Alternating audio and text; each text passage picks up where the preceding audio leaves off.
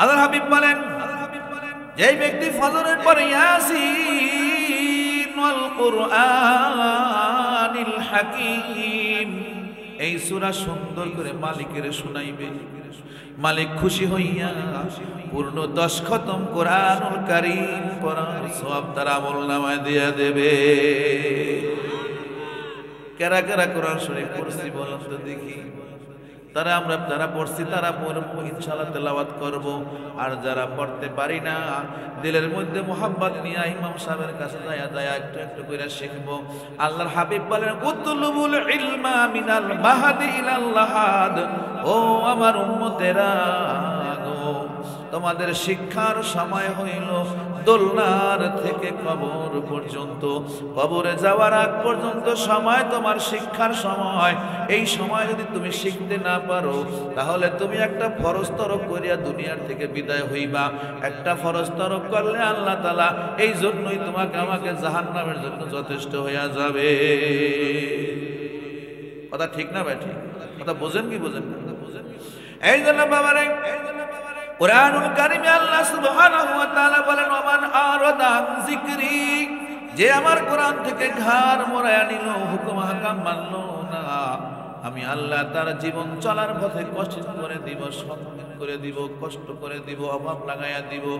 বান্দার কোটি কোটি টাকা কিন্তু অভাব যায় না, এরকম মানুষ আমাদের কাছে ভুরি ভুরি আছে না? নাই? একজন মানুষের সংসারে 5 কানি জমি হইলে ঢের খেয়াল হইয়া কামাই করে হজ করতে যেতে পারে প্রতি বছর।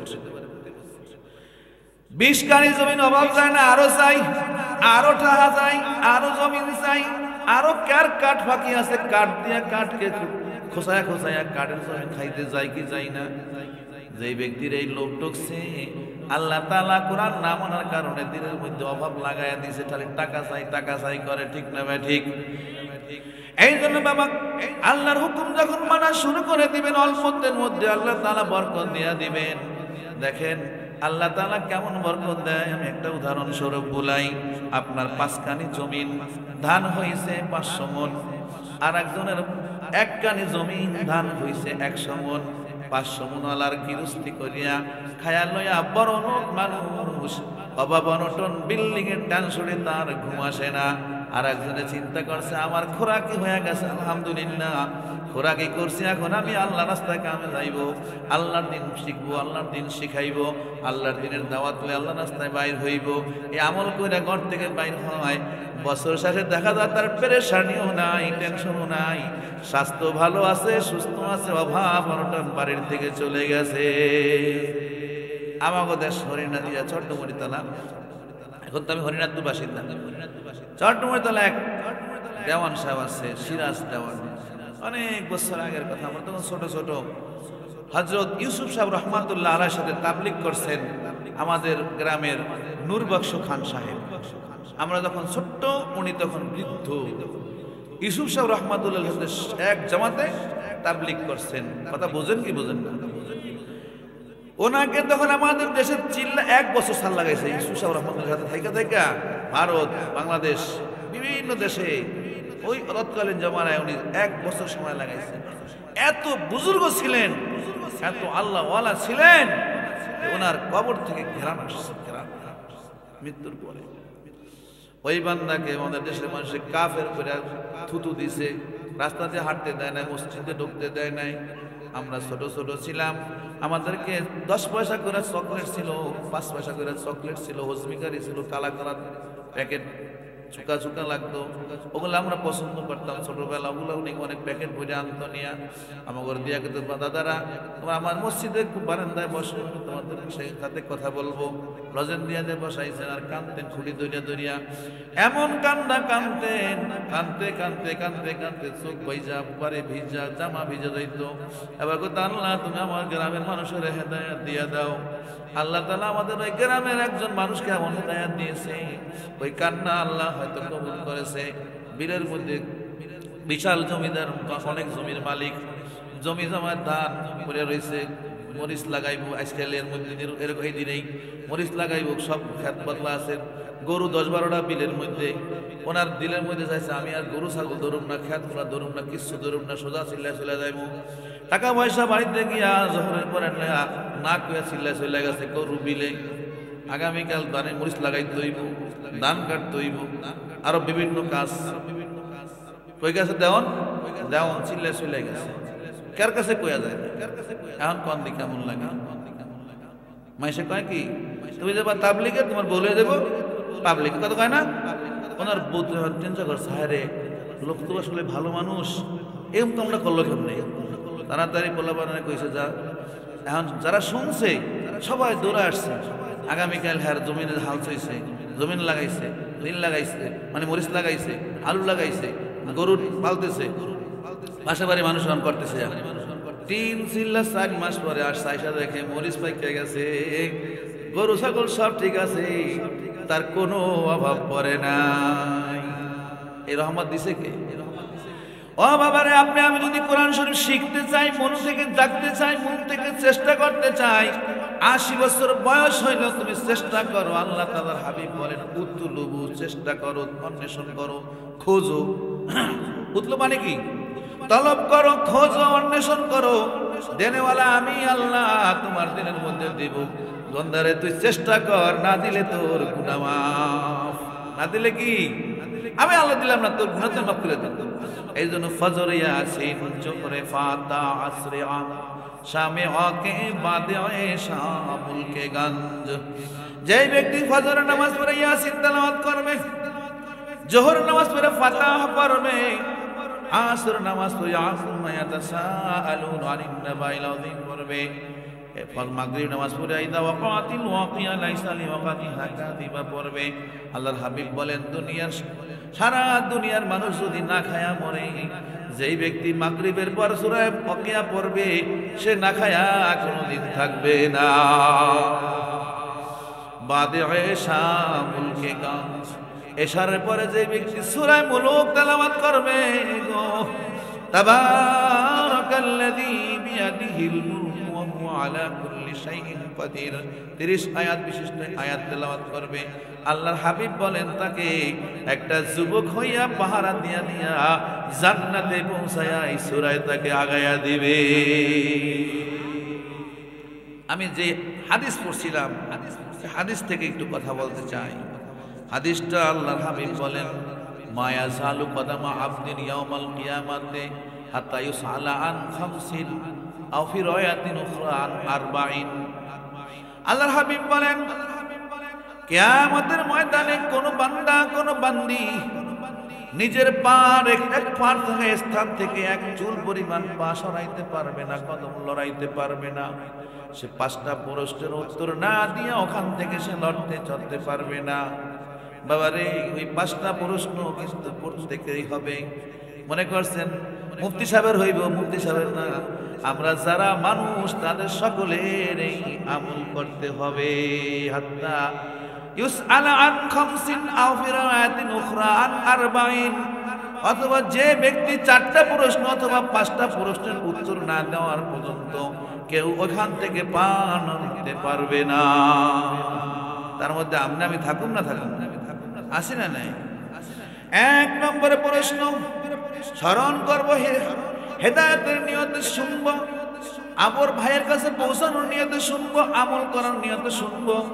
আল্লাহর হাবিব বলেন আন উমরিহি ফিমা আফনাহু, তোমার সারা জীবনের হিসাব দিতে হবে। সারা জীবনের হিসাব তোমার 1 নম্বর প্রশ্ন হবে, তোমার সারাটা জীবন কোন কাজে ব্যয় করছো? আইল ঠালছো না তুলে বানিয়ে দিছো, না কষাই দুধে কষতে কম দিছো, না ধান মিলাইয়া জিলাইয়া তুষ্টান আর তিরা ধান মিলাইয়া বিক্রি করছো।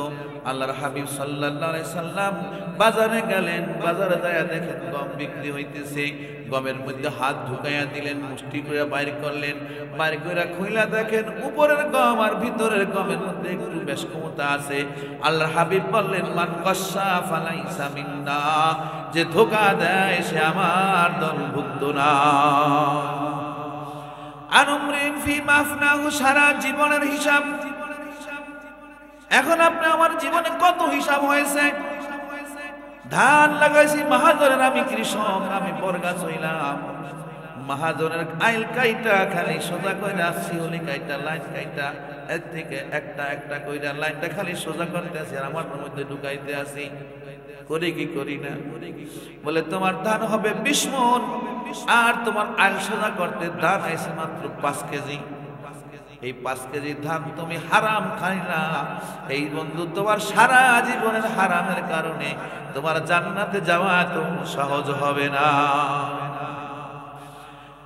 তোমার গরুর দুধ বিক্রি করতে গেছো, দুধ হইছে 4 কেজি 900 গ্রাম, মাত্র 100 গ্রাম পানি দিলে দুধ 5 কেজি হয়ে যায়, 500 টাকা বিক্রি। আর 4 কেজি 900 গ্রামের মধ্যে মাত্র 100 গ্রাম পানি দিলে মেশিনেও ধরা পড়ে না, নকলও বোঝা যায় না, পৃথিবীর কেউ দেখে নাই। তুমি তো আদি 100 গ্রাম পানি দিয়ে বাজারে খাঁটি দুধ বিক্রি করছো, কেউ বুঝেও নাই, এর দাবিও কেউ জীবনে করেনি। কিয়ামতের ময়দানে কিরামান কাতিবিনা ইয়ালামুনা মা তাফআলুন। কিয়ামতের লিখে রেখেছিল অমুক তারিখে অমুক জায়গা অমুক গ্রামের অমুকে তোমার নাম ধরে ছবি সহকারে ভিডিও সহকারে তোমাকে আল্লাহ তাআলা সেই দিন কেরামন কাতিবিন লিখে রাখছে 100 গ্রাম পানি নিয়া 5 কেজি পৌঁছাইছো। হিসাব দিতে হবে না? হবে। আল্লাহর হাবিব বলেন আন উমরিহি ফিমা আফনাহু, সারা জীবনের হিসাব তোমাকে দিতেই হবে, কোনো ছাড় হবে না। দুনিয়াতে আল্লাহ ছাড় দিয়েছেন, ছাড়ে দিয়েছেন, ছাড় দিয়েছেন। কত অন্যায় করেছো কিন্তু ঘাট ধরিয়া ফেলায় নাই, কত অন্যায় করেছো তোমাকে থাপ্পড় দিয়া ঘুরাইয়া দেয় নাই, ছেড়ে দিয়েছে তোমাকে, একদিন টান দিবে আর কেউ ছাড়াইতে পারবে না। পারবে? ফিলিস্তিনের গাজা উপত্যকাকে ভেঙ্গে চুরে হাজার হাজার নয় লক্ষ লক্ষ মুসলমান শিশু নারী পুরুষ বৃদ্ধদেরকে মাইরা ফেলাইছে, 3 লক্ষাধিক মানুষ মাইরা ফেলাইছে। আমেরিকার অস্ত্র দিয়া মারছে কি মারে নাই? আপনারা জানেন কিনা? শুধু মারে নাই, লক্ষ লক্ষ টন, 1030 লক্ষ টন বোমা ফালাইছে গাজা একটা শহরের উপরে। বোমা দিয়ে দেশ উঁচা হয়ে গেছে। কিয়ামতের আগে মানুষকে মানুষ সালাম দিবে, সম্মান করবে তার খারাপের থেকে বাঁচার জন্য। একটা হলো মুহাব্বতের সালাম, ভালোবাসার সালাম, দিনের জন্য সালাম, মুহাব্বতের সালাম। আর একটা হলো তাকে সালাম না দিলে তার খারাপের থেকে বাঁচা যাবে না, এই জন্য সালাম। বলেন তো এটা কিসের আলামত? কিয়ামতের আলামত। কিসের আলামত? ওয়াউকরিমার রাজুলু মুখাফাতা শারনিহি ওয়াজহারাতিল কায়নাতু ওয়াল মাআসিফু। ওই জামানায় নাচনেওয়ালি গানেওয়ালি বেড়ে যাবে, যন্ত্রপাতি সিনেমা দেখার যন্ত্রপাতি বেড়ে যাবে। প্রত্যেকের হাতের মধ্যে কিন্তু আমাদের সিনেমা হল আছে, আছে না নাই? আল্লাহর হাবিব 1450 বছর আগে বলে গেছেন ওয়াজহারাতিল কায়নাতু ওয়াল মাআসিফু, কিয়ামতের আগে মানুষ নাচনেওয়ালি গানেওয়ালি নর্তকী বেড়ে যাবে, আলা বেড়ে যাবে, যন্ত্রপাতি বেড়ে যাবে। ঘরে শুয়া শুয়া তোমার যা মন চায়, যে কোনো কিছু গান, নাচ গান মন চায়, খারাপি মন চায়, সব কিছু তোমার হাতের মধ্যে চলে আসবে। আল্লাহর হাবিব আজকে বলেন নাই, 1450 বছর পূর্বে এই আলামতের কথা বলে গেছে। আযাদুল কায়নাতুল মাআজি ওয়া শুরিবাতিল খুমুরু, সেই জামানার মানুষ বেশি বেশি মদ খাবে, spirit, Coca-Cola, Mirinda, Sprite, 7 up, Fanta, যত কিছু আছে তার মধ্যে লেখা আছে অ্যালকোহল নিশ্চিত আছে। বিভিন্ন নাম দিয়া মানুষ মদ পান করবে, যার 1 ফোঁটাও হারাম, যা জাহান্নামে যাওয়ার জন্য যথেষ্ট। দেখবেন ওদের লেখা আছে অ্যালকোহল 5%, 22%, এটা খাওয়া সম্পূর্ণ হারাম। আর আমাদেরকে হুজুরও তো খায়, খানা খায় না। আপনাদেরকে জানাই, আমি 1991 সনে 1991 সন তখন আমি বড়, তখন আমার 20 বছর বয়স। 71 জন্ম, 91 কত হয়? তবে বড় না ছোট? সব কিছু বুঝি আমি। বাংলায় ইনকেলাব পত্রিকায় লেখছে আমরা কোমল পানীয় হিসাবে কি পান করি, এটা তো লেখছে ইনকেলাব। আমার মনে আছে, এখন আমি পড়ছি, মনে আছে। লেখছে ইনকিলাবের মধ্যে আমরা কোমল পানীয় হিসাবে কি পান করি, ওটার মধ্যে লেখছে যেগুলা Fanta, Mirinda, Sprite, 7 up, Coca Cola, এই সমস্ত ইসরায়েলি পণ্যের মধ্যে 100% 100 কথা, কিছু কিছু এর মধ্যে শুকরের চর্বি ছাড়া এটা তৈরি করে না। ওই 91 সন থেকে আমি আজ পর্যন্ত কোনো সময় কোনো কোমল পানীয় খাই নাই, এই পর্যন্ত আমার স্বাস্থ্যেরও কোনো ক্ষতি হয় নাই। কয় বছর হয়েছে? কত বছর হয়েছে? 34 বছর অথবা 35 বছর পড়ছে। আমি এখন পর্যন্ত ওইটা পড়ার পরে আমি এখন পর্যন্ত কোনো ধরনের পানি খাই নাই। Coca Cola, Fanta, Mirinda, Sprite, বাংলাদেশের যেগুলো সেগুলোও খাই নাই। একজনে কইতেছে বাংলাদেশের যে মজু আছে এটা 100% হালাল। একদিন আমার খাওয়াইছে, 100% হালাল করার কারণে কি আছে, তাও আমি খাই নাই, আর খাই না, একদিনই খাইছি। তাতে আমার স্বাস্থ্যের কোনো সমস্যা ধরা পড়ে না, পর্যন্ত দেখি নাই। আল্লাহর হাবিব বলেন শরীবাতিল খুমরু, সেই জামানার মানুষগুলো বিভিন্ন নাম দিয়ে মদ পান করবে। কি খাইবে?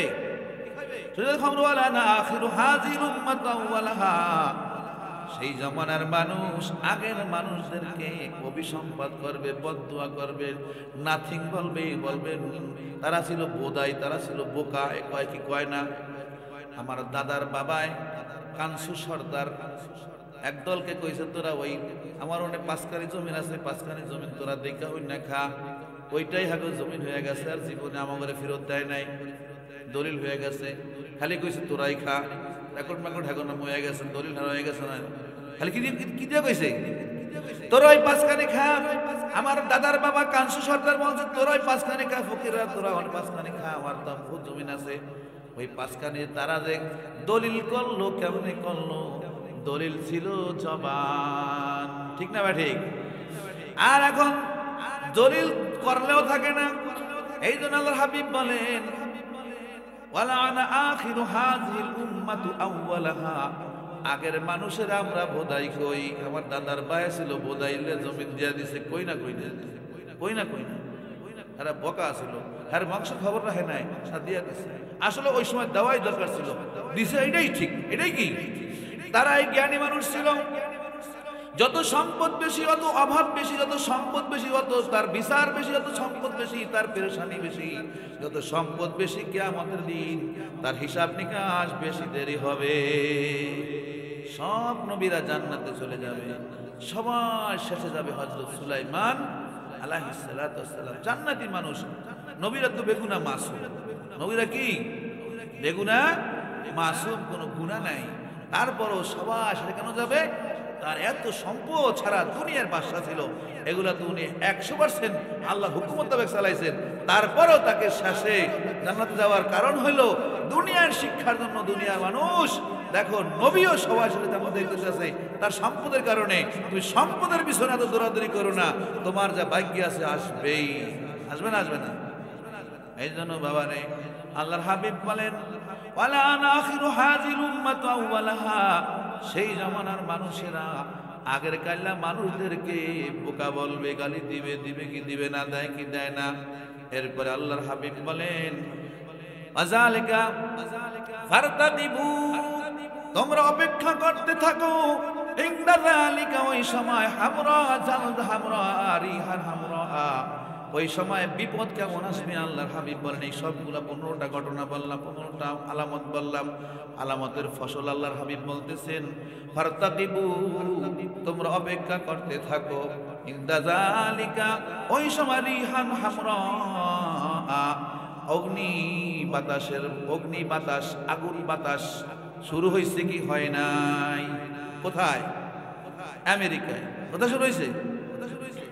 এই সবগুলো আলামত প্রকাশ পাওয়ার পরে আল্লাহর হাবিব বলেন ফারতাকিবু ইনদা যালিকা রিহান হামরা, হে উম্মতেরা, এইগুলা হওয়ার যদি জামানা প্রকাশ পাইয়া গেছে, তাহলে তোমরা অপেক্ষা করতে থাকো রক্তিম ঝড়ের, রক্তিম বাতাসের, আগুনের তুফান, আগুনের টর্নেডো। এখন আমেরিকা চলতেছে, একটা রাজ্যই পুরো শেষ করে দিয়েছে। জালজালাতান, ভূমিকম্প সেখানে শুরু হয়েছে, অখাসবান ভূমিধস শুরু হয়েছে, মাঝখান চেহারা বিকৃত হয়েছে। চেহারা বিকৃত মানি একদিকে লা ইলাহা ইল্লাল্লাহ, ও আমার বান্দারা, আমার বান্দিরা, আর তোমরা যদি আমার নিয়ামত পাইয়া নিয়ামতের শুকরিয়া আদায় না করো, কাফারতুম, অস্বীকার করো, ইন্না আযাবি লাশাদীদ, নিশ্চয় আমার আযাব অত্যন্ত কঠিন। হাদিস শরীফে বললেন ফারতাকিবু ইনদা যালিকা রিহান হামরা।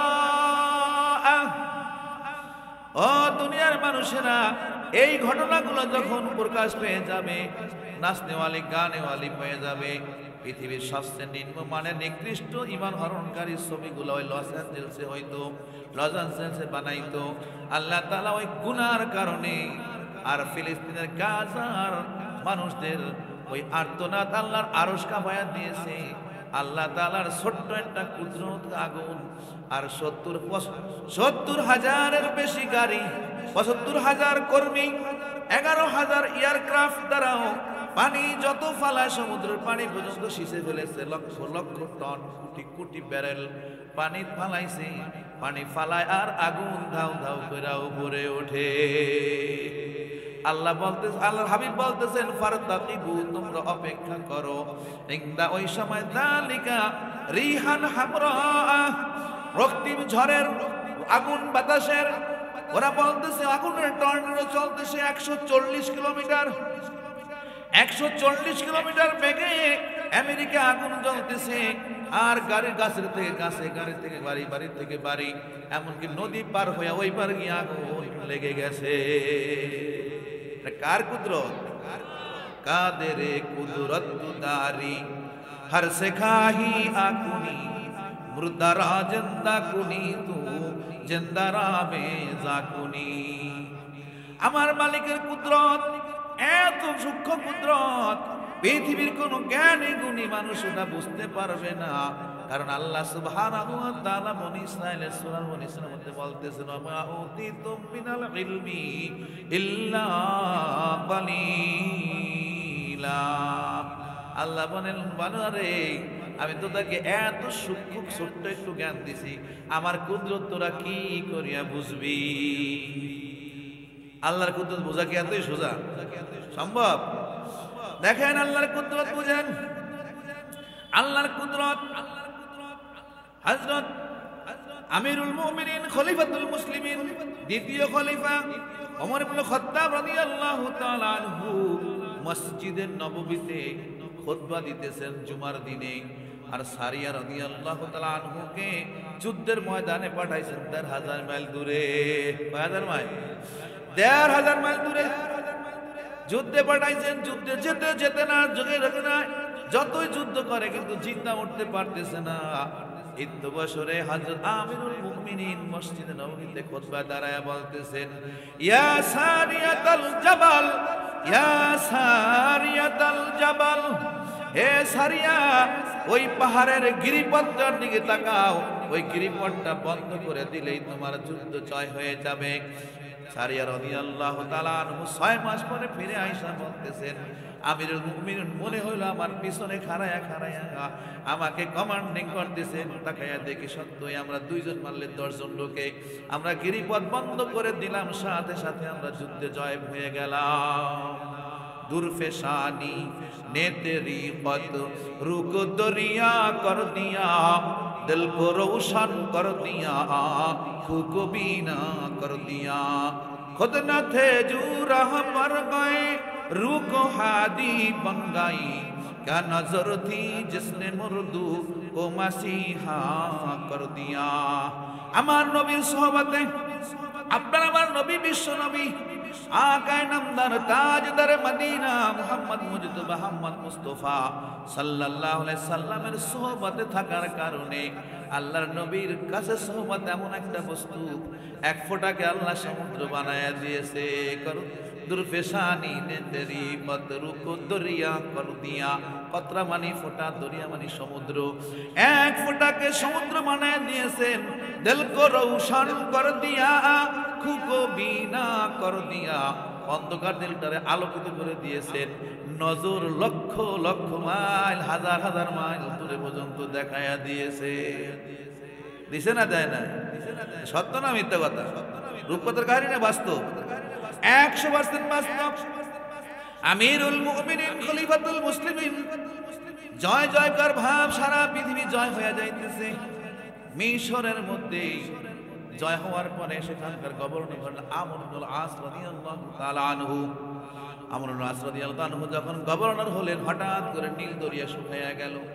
ওই দেশে নীল দরিয়ার পানি ছাড়া কৃষি খামার করা যায় না। লক্ষ লক্ষ মানুষ কৃষি খামার করে। সকলে গভর্নরের কাছে আসলেন। আয়েশা কয়, হুজুর, গভর্নর সাহেব, আমাদের জমি নদীর শুকায়া গেছে, এখন নদীর পানি নাই, পানি আনার ব্যবস্থা করতে হবে। আমিরুল মুমিনিনের গভর্নর আমর ইবনুল আস রাদিয়াল্লাহু তাআলা আনহু রাসূলের এক সাহাবী, জবরদস্ত সাহাবী। ওই সাহাবী বলতেছেন, তোমাদের পানির ব্যবস্থা কেমনে হইতো আগে? ভাই, আমরা বছরে একজন 16 বছর পরিপূর্ণ যখন হইতো একটা ষোড়শী সুন্দরী, মিশরের মানুষ এমনি সুন্দর, তার মধ্যে বাসায়া গাছায়া সবচেয়ে সুন্দর যে মেয়েটা 16 বছর পূর্ণ হইতো, দামি দামি পোশাক, দামি দামি খাবার খাওয়ায়া তাকে ওই সমুদ্রের মাঝখানে নিয়ে জবাই করে দিতাম। ওই জবাই করার সঙ্গে সঙ্গে রক্ত যখন প্রবাহিত হইতো, ওই রক্তের সঙ্গে সঙ্গে পানি প্রবাহিত হইতো 1 বছর। এখন এই ব্যবস্থা ছাড়া কোনো উপায় নাই। গভর্নর আমর ইবনুল আস রাদিয়াল্লাহু আনহু বলেন, খাবো না, এটা তো সম্ভব না। রিজিকের জন্য, পানির জন্য একটা পিঁপড়া মারাও শরীয়তে জায়েজ নাই। দেখি এটার সমাধান আমি করতে পারবো না। এটার সমাধান আমিরুল মুমিনিন খলিফাতুল মুসলিমিন করে দিবেন। ওনার কাছে চিঠি পাঠালেন। উনি চিঠি পাঠানোর পর আমিরুল মুমিনিন খলিফাতুল মুসলিমিন ওমর ইবনুল খাত্তাব রাদিয়াল্লাহু তাআলা আনহু আমিরুল মুমিনিন খলিফাতুল মুসলিমিন ওমর ইবনুল খাত্তাব রাদিয়াল্লাহু তাআলা আনহু এটার ফয়সালা করবেন। সারা মিশরের মানুষ আহুতাশ, কেউ কেউ দেশ ছাড়া যাওয়ার হুমকি দিয়েছেন। আমিরুল মুমিনিন চিঠি লাগতেছেন, হে নীল দরিয়া, তুমি বছরে যখন শুকায় যাও, যেতে পারো, তোমার নিজাম তুমি ঠিক রাখছো। আমরা মুহাম্মদ রাসূলুল্লাহ সাল্লাল্লাহু আলাইহি সাল্লামের সাহাবী, আমরা আল্লাহ ছাড়া কাউকে সাহায্যকারী মনে করি না। তুমি যদি আল্লাহর হুকুমে চলো, এই চিঠি পাওয়ার সঙ্গে সঙ্গে পানি জারি হইয়া যাবা। আর যদি শয়তানের প্ররোচনায় চলো, তাহলে তোমার পানির দরকার আমাদের নাই। আমাদের রাজ্জাক হলেন আল্লাহ। কাফের বা এমন করে কেন? হলেন আল্লাহ। এই চিঠি দেওয়ার পরে মিশরবাসীরা অট্টহাসিতে ফেটে পড়ল। কাফের মুশরিক সকলেই লাইন দিয়ে ফেলল নদীর পারে। দেখা যাক মানুষের প্রতি তারা জয় করেছে। এখন নাকি চিঠির মাধ্যমে নদী পানি জয় করবে, তারা নাকি শাসন নদীর উপরে চিঠি দ্বারা করবে। দেখা যাক কেমন করবে। আল্লাহর হাবিবের সাহাবী আমর ইবনুল আস রাদিয়াল্লাহু তাআলা কয়েকজন মানুষকে নিয়ে, সাহাবীদেরকে নিয়ে উপদেশের মানুষদেরকে নিয়ে নদীর মাঝখানে গেলেন। চিঠিটা শুধু ফালাইলেন, ফালানোর সাথে সাথে কলকল কলকল করে নদীর পানি ভরতে শুরু করলো। ওনারা দৌড়াইয়া উঠতেছেন, দৌড়াইতেছেন, দৌড়াইতেছেন, পারে উঠা গেছেন, ওনারাও ঘোড়াগুলা ভিজা গেছে। আজ পর্যন্ত 1 ইঞ্চি পানি আর কোনোদিন কমে নাই। দুরফেশানি ने तेरी कद रुक दरिया कर दिया, दिल को रोशन कर दिया, खुद बीना कर दिया, खुद न थे जो राह पर गए, रुक हादी बन गई, क्या नजर थी जिसने मर्दू को मसीहा कर दिया। দ্বিতীয় প্রশ্ন করবে আল্লাহ সুবহানাহু ওয়া তাআলা কিয়ামতের ময়দানে, আন শাবাবি ফিমা আবলাহু। মনে আছে না ভুলে গেছেন? মনে আছে না ভুলে গেছেন? 5টা প্রশ্নের একটা বড় উত্তর দিলাম। আর দ্বিতীয় প্রশ্ন আল্লাহর হাবিব বলতেছেন, আন শাবাবিহি ফিমা আবলাহু। ও মাইরে আমার বান্দা, তোমার স্পেশাল যে পাওয়ার সময়টা দিয়েছিলাম যুবক যৌবনকাল, ওই যৌবনকালের হিসাব তুমি আমার কাছে দাও। জওয়ানি রেহা বরদম সে কনা করদম সে কর দাম্মান সে কর দাম্মান সে কর দাম জোয়ান কালীর দামান ইবাদত সর্বোত্তম ইবাদত। যৌবনকালে কেউ যদি একবার সুবহানাল্লাহ আল্লাহকে খুশি করার জন্য বলে, আল্লাহ তাআলা খুশি হইয়া তার বান্দার জন্য আসমান আর জমিনের ফাঁকা জায়গাগুলো নেকি দ্বারা ভইরা দেয়।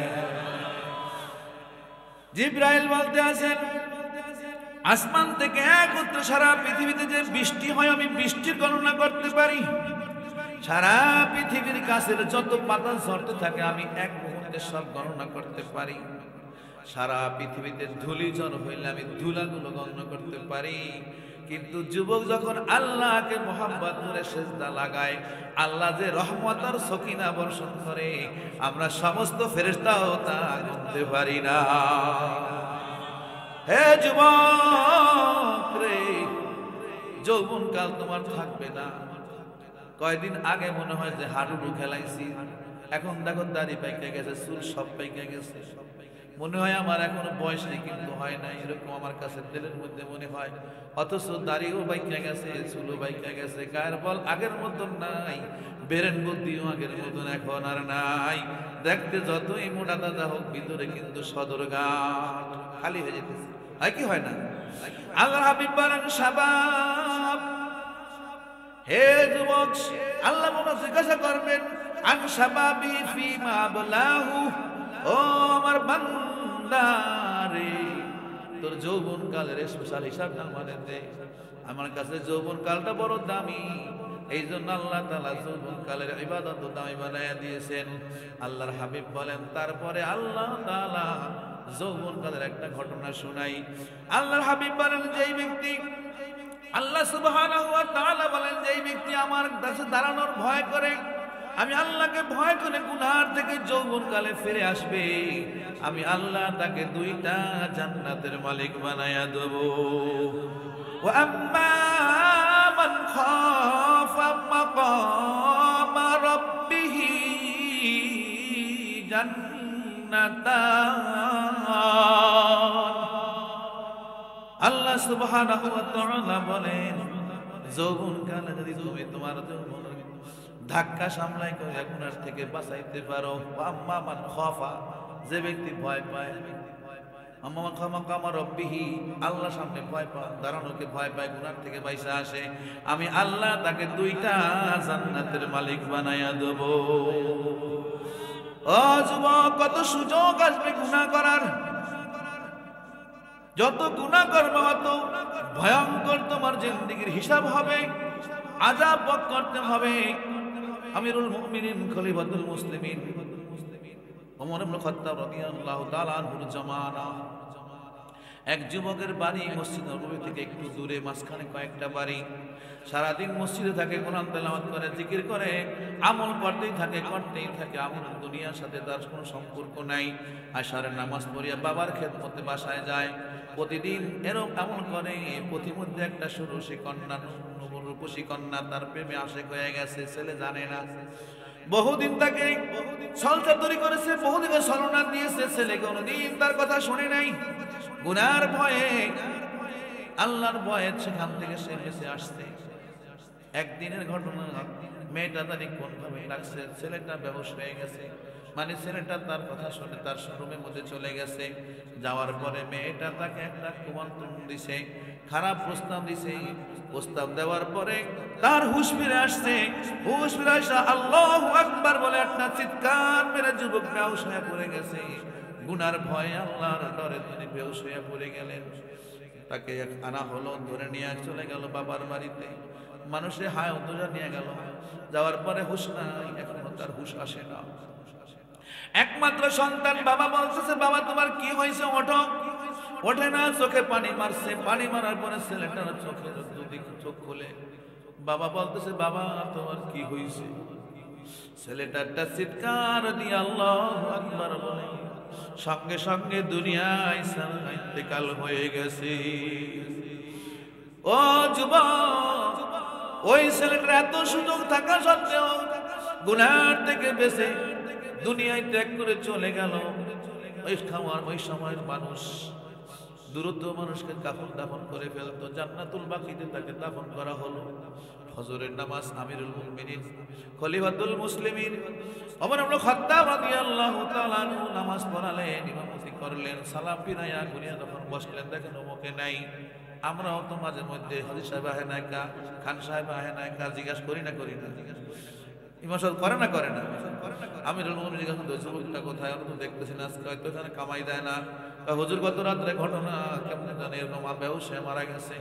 কারণ কি? কারণ তদন্ত করে দেখলো এরকম ওই মেয়েটা তাকে ডাক দিছিল, ডাক দেওয়ার পরে ঘরের মধ্যে গেছে, মেয়েটা তাকে কুপ্রস্তাব দেওয়ার সঙ্গে সঙ্গে একটা চিৎকার দিয়ে বেহুশ হয়ে গেছে।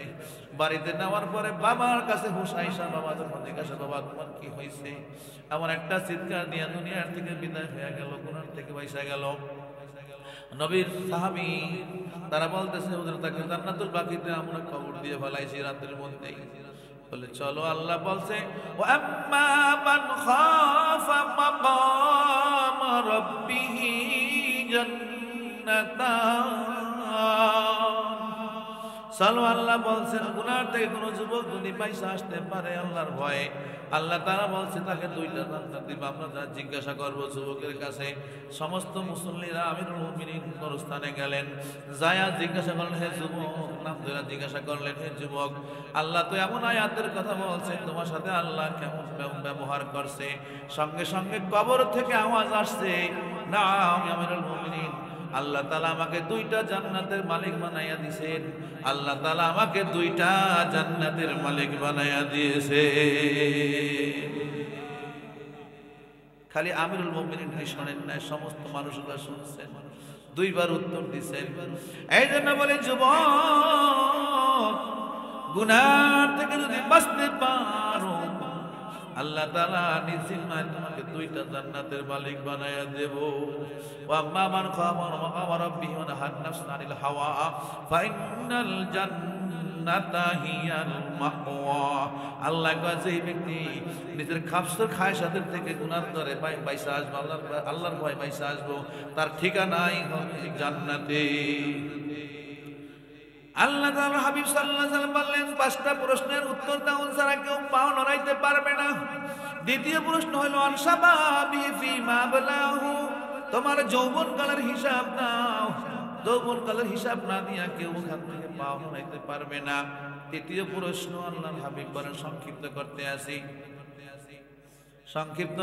আসি, আল্লাহর হাবিব বললেন আন মালিহি মিন আইনা ইকতাসাবাহু, তুমি মাল কোথা থেকে কামাই করেছো তার হিসাব দাও। তুমি এখন মাল হালাল ভাবে কামাই করছো না হারাম ভাবে কামাই করছো?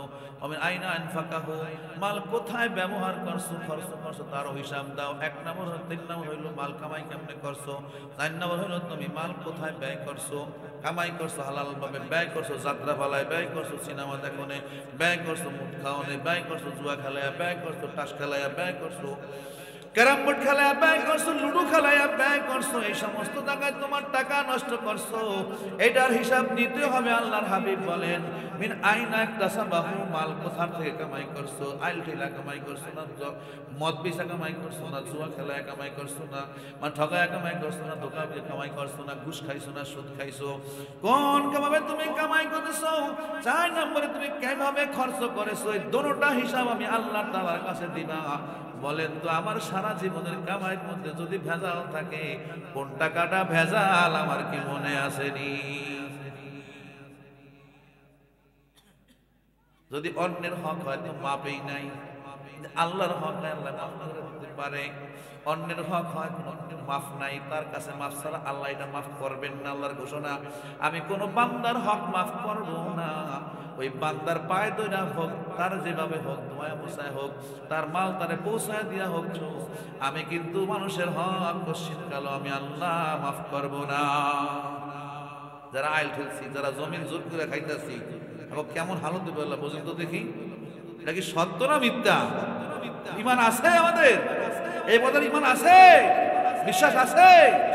যদি থাকে বাবা নেই, অল্প খাবো, অল্প খাইলে গ্যাস্ট্রিক কম হয়, বেশি খাইলে গ্যাস্ট্রিক হয়, গ্যাস্ট্রিকের রোগী খালি বেশি, প্রত্যেক দিন গ্যাস্ট্রিকের রোগ দেখা লাগে, বেশি খাই যে একটা ওয়ার্ডটা খাইতে খাইতে গ্যাস্ট্রিক বানালেছে, হয় না? যারা জমিন বেশি খায় আর গ্যাস্ট্রিকের ওষুধ বেশি খায়। গ্যাস্ট্রিক দুনিয়াতে শুরু হয়ে গেছে। গ্যাস মানে আগুন, গ্যাস মানে কি আমি জানো নি? গ্যাস দিয়ে আমরা আগুন জ্বালাই, পেটের মধ্যে গ্যাসের আপনি এটাও আগুন, এটাও কি দুনিয়ার দিয়ে আগুন শুরু হয়ে গেছে বেশি খাওয়ার কারণে। আল্লাহ নবী বলতেছেন মিন আইনাক তাসাবাহু, কোথা থেকে কামাই করেছো, ওয়ার আইন আনফাকাহু, কোথায় ব্যয় করেছো হিসাব দাও। তুমি লুডু খেলায় ব্যয় করছো, তাস খেলায় ব্যয় করছো, বিড়ি খায়া ব্যয় করছো, গাঁজা খায়া ব্যয় করছো, বাবা খায়া ব্যয় করছো, দাদা খায়া ব্যয় করছো, হাদা খায়া ব্যয় করছো, যা খায়া ব্যয় করছো তোমার ওইভাবে হিসাব দিতে হবে। এই জন্য আখেরাতে তোমার হিসাব না দিয়া ওই পা ওখান থেকে নড়ানো কোনো পক্ষে সম্ভব না। 5 নম্বর শেষ করে দিচ্ছে আল্লাহ হাবিব বলেন ওয়ান আলমি বিমাযা আমিলা বিহি, যা শুনছিলা আমল করছিলা কিনা। সবচেয়ে ভয়ঙ্কর প্রশ্ন হইল এইটা, বোঝেন কিনা? বিমাযা আমিলা বিমা বিহি, যেটা শুনছো ওইটা আমল করছো কিনা, যেটা জানছো ওইটা আমল করছো কিনা। সুদ খাওয়া কি কবিরা গুনাহ? কেমন কবিরা গুনাহ? আল্লাহ বলেন আসাদু মিন, আল্লাহর হাবিব বলেন আর রিবা সাবগুনা জুজআন, গুনাহ রিবা মানে সুদ, আর রিবা সাবগুনা জুজআন, সুদের 70টা শাখা আছে। আইসারুহা আইয়ান কাউমাহু, আইসারু আইয়ান কাউমাহু, সবচেয়ে ছোট যেই গুনাহ সুদের, ওই সুদের ছোট্ট গুনাহটা হলো নিজের মায়ের সাথে অকর্ম করা। সবচেয়ে ছোটরা আল্লাহর হাবিব সাল্লাল্লাহু আলাইহি ওয়াসাল্লাম বলছেন, কি বলছেন? আর রিবা সাবউনা জুজআন, সুদের 70টা শাখা আছে।